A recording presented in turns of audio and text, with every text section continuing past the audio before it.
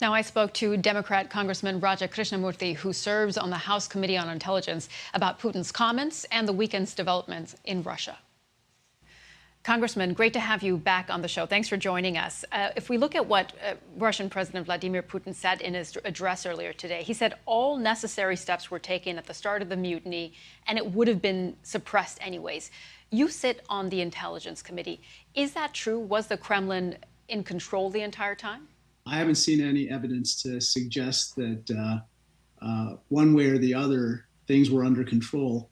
It's really unusual for a military convoy to be traveling hundreds of miles down a highway unchallenged in Russia, and for them to have taken over the military headquarters at Rostov-on-Don just maybe betrays a little bit of the disingenuousness of Mr. Putin's statement.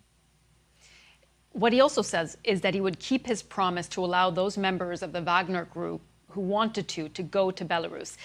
Do you think the instability that we witnessed over the weekend in Russia is over or just beginning?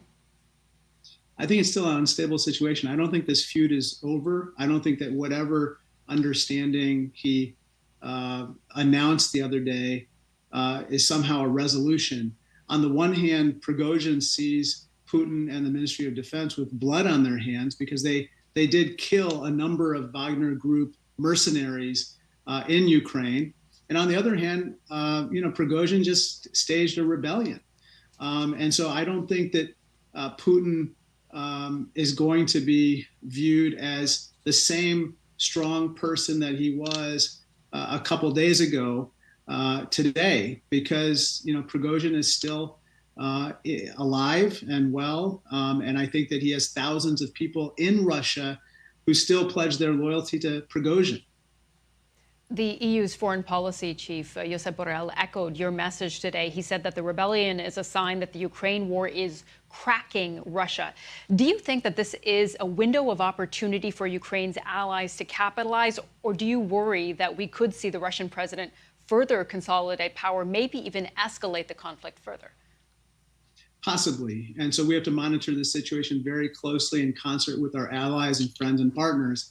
That being said, the Wagner forces were the most effective component of the Russian military forces in Ukraine.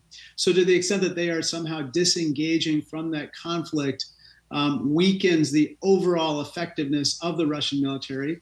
And then secondly, Vladimir Putin is more focused on his own internal position. He's trying to stabilize that.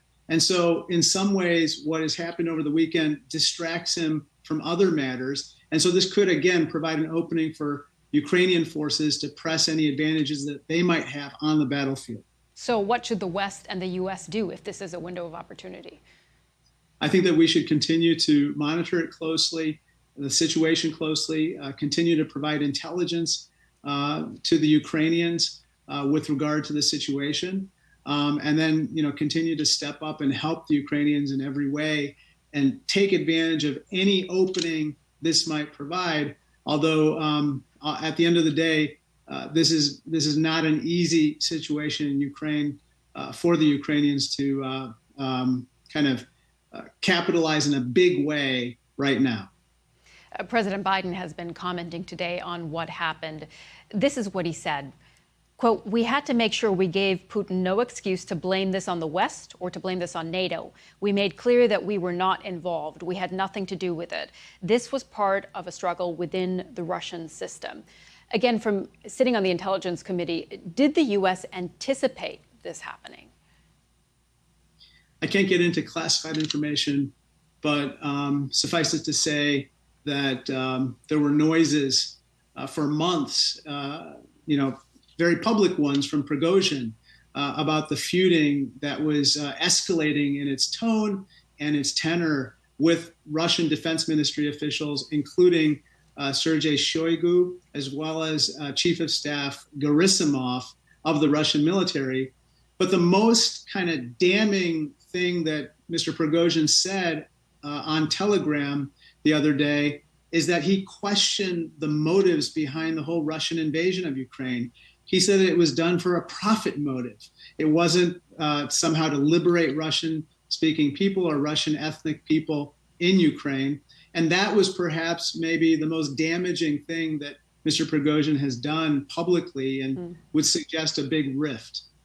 Okay, Congressman, I want to ask you about politics here in the U.S. as well. President Biden is touting his Bidenomics and infrastructure agenda this week.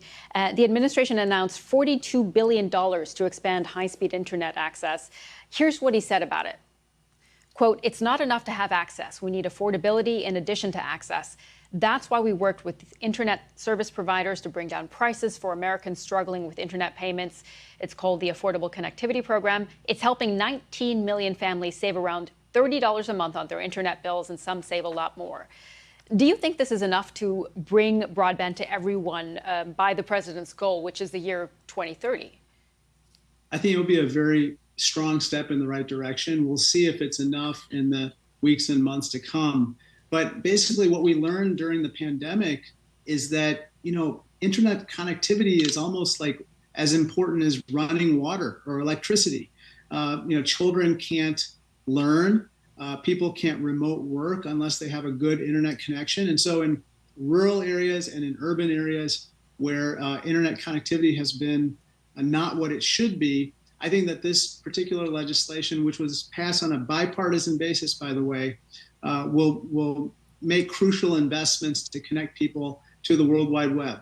What about where the president stands in all of this? He is, as I said, touting his economic agenda. But if you look at the polls, voters don't think the economy is doing very well. He's not very popular.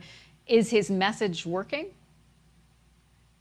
Well, remember, I think at the end of the day, they're not going to compare Joe Biden to the almighty. They'll compare him to the alternative. And so we'll see who his opponent is. But I think that when they make the comparisons and they look at what he has managed to pass and get signed into law, whether it's this bipartisan infrastructure deal or whether it's the bipartisan Chips and Science Act or the Inflation Reduction Act, as they see it getting implemented, hopefully they feel it in their everyday lives in terms of the beneficial impacts of those pieces of legislation. And so I'm hopeful that that track record combined with results will redound to the president's benefit. Congressman, thanks so much for joining us today. Thank you.